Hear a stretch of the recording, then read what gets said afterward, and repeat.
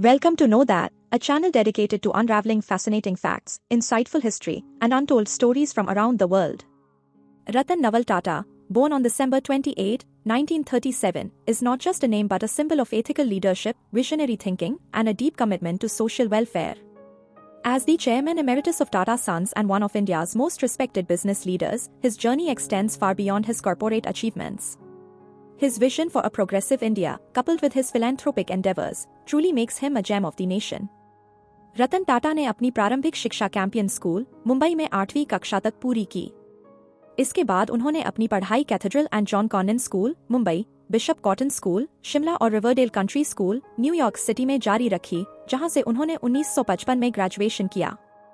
High school से graduate करने के बाद रतन टाटा ने कॉर्नेल यूनिवर्सिटी में दाखिला लिया, जहां से उन्होंने 1959 में आर्किटेक्चर में बैचलर की डिग्री प्राप्त की। कॉर्नेल में पढ़ाई के दौरान रतन टाटा अल्फा सिग्मा फी फ्रैटर्निटी के सदस्य बने। 2008 में रतन टाटा ने कॉर्नेल को $50 मिलियन का दान दिया, जिससे वे यूनिवर्सिटी के इतिहास में सबसे बड़े अंतर्राष्ट्रीय दानदाता बन गए। उनकी शैक्षिक पृष्ठभूमि और वैश्विक एक्सपोजर ने उन्हें टाटा समूह में एक आधुनिक दृष्टिकोण लाने में मदद की। 1970 के दशक में रतन टाटा को टाटा समूह में प्रबंधन की जिम्मेदारी दी गई।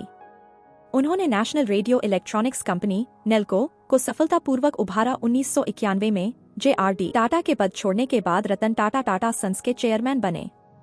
उन्हें उन सब्सिडियरी प्रमुखों से विरोध का सामना करना पड़ा, जिन्हें पहले काफी स्वतंत्रता थी। संचालन को व्यवस्थित करने के लिए रतन टाटा ने रिटायरमेंट एज, सब्सिडियरी कंपनियों को समूह कार्यालय को रिपोर्ट करने और टाटा ब्रांड को मजबूत करने जैसे कई नियम लागू किए। उन्होंने नवाचार पर जोर दिया और युवा कर्मचारियों को जिम्मेदारियां सौंपी, जिससे उन्होंने अनावश्यक व्यवसायों से निकलकर ग्लोबलाइजेशन की दिशा में काम किया। रतन टाटा नैतिक नेतृत्व के लिए मशहूर हैं। उन्होंने हमेशा इस बात पर जोर दिया है कि बिजनेस सिर्फ प्रॉफिट्स कमाने के लिए नहीं होना चाहिए, बल्कि समाज को भी पॉजिटिवली इम्पैक्ट करना चाहिए। उनका नेतृत्व नैतिकता और सिद्धांतों पर आधारित था, जो टाटा समूह की दीर्घकालिक प्रतिबद्धताओं के अनुरूप था।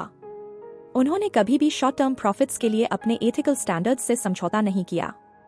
उनके कार्यकाल के दौरान टाटा समूह भारतीय कंपनियों में पहला था जिसने टाटा कोड ऑफ कंडक्ट को अपनाया, जो कॉर्पोरेट गवर्नेंस के लिए एथिकल गाइडलाइंस का एक सेट था। यह रतन टाटा की इस सोच को दर्शाता है कि ट्रांसपेरेंसी, इंटेग्रिटी और अकाउंटेबिलिटी किसी भी बिजनेस की प्राथमिकता होनी चाहिए। रतन टाटा की सबसे डिफाइनिंग लेगेसी उनकी फिलैंथ्रोपी है। भले ही वह अपने दान कार्यों के लिए चर्चा में न रहें, लेकिन उनके योगदान अत्यधिक हैं। टाटा समूह के मुनाफे का एक बड़ा हिस्सा टाटा ट्रस्ट्स के माध्यम से समाज सेवा में लगाया जाता है, जो भारत का सबसे पुराना और सबसे बड़ा ट्रस्ट है। उन्होंने शिक्षा, स्वास्थ्य सेवा, ग्रामीण विकास और तकनीकी क्षेत्र में कई महत्वपूर्ण परियोजनाओं का समर्थन किया है। टाटा ट्रस्ट्स ने Tata institute of fundamental research, Tata memorial hospital और इंडियन इंस्टीट्यूट ऑफ साइंस जैसे संस्थानों की स्थापना में अहम भूमिका निभाई है। रतन टाटा का जीवन सादगी और विनम्रता का प्रतीक है, भले ही उन्होंने बिजनेस और फिलैंथ्रोपी में अपार सफलता हासिल की हो। उन्होंने हमेशा लाइमलाइट से दूर रहना पसंद किया और एक सिंपल लाइफस्टाइल अपनाते हुए आने वाली पीढ़ियों के एंटरप्रेन्योर्स और लीडर्स के लिए एक आदर्श प्रस्तुत किया। उनकी विरासत सिर्फ बिजनेस सफलता की नहीं, बल्कि उन अनगिनत लोगों की है जिनकी जिंदगी पर उन्होंने सकारात्मक प्रभाव डाला है। 2012 में एक्टिव लीडरशिप से सेवानिवृत्त होने के बाद भी रतन टाटा यंग एंटरप्रेन्योर्स को मेंटोर करने, स्टार्टअप्स में इन्वेस्ट करने और अपने फिलैंथ्रोपी कार्यों को जारी रखने में सक्रिय रहे हैं। वह आज भी भारत के व्यावसायिक और सामाजिक परिदृश्य में एक प्रभावशाली आवाज बने हुए हैं। रतन टाटा का प्रभाव भारत और दुनिया पर सिर्फ कॉर्पोरेट क्षेत्र तक सीमित नहीं है।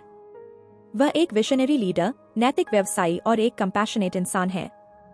समाज के प्रति उनकी जिम्मेदारी, बिजनेस के प्रति उनका इनोवेटिव अप्रोच और लाखों लोगों के जीवन को सुधारने के उनके प्रयास उन्हें भारत का सच्चा रत्न बनाते हैं।